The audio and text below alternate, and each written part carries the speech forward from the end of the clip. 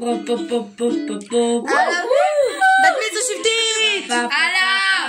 מפילים! כבר בת מצווה, אבל עדיין נראית בגן חובה. המדריכה בני לא מבדילה, מה לעשות שהיא נראית כמו חניכה.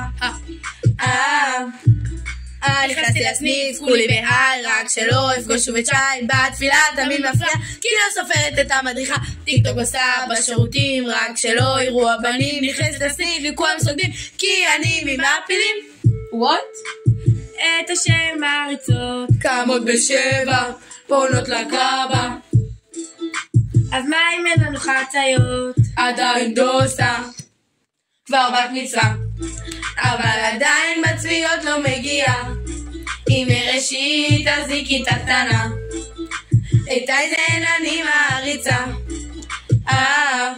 לסניף מגיעה גם כשחולה, מה לעשות, היא כזאת צהובה. בקבוק הקדוש אני שותה, ומאחוריי יש עוד שורה למפקד, לא מאחרת ובכחול לבן מתייצב במסעות. מגל פיפי עושה עיגול ושי מחנכות לרעה.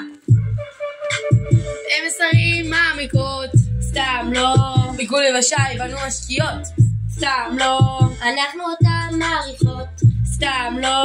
וברחוב הן מובכות. עצרו, סטופ. שי, תפסיקי לבוא לעונגים, זה מביך. או תעזור לי אלוקיי, יש מחנה עם כל ימיי.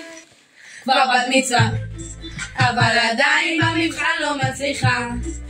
תנו לא תפנו למדריכה, ובעושים אני מפציצה. תעלו במדרגות 50 קומות ותרדו 50 קומות, ותעלו במעלית 50 קומות ותרדו 50 קומות, ותבינו שאתם שמנות. כן, וואי, זה חופני.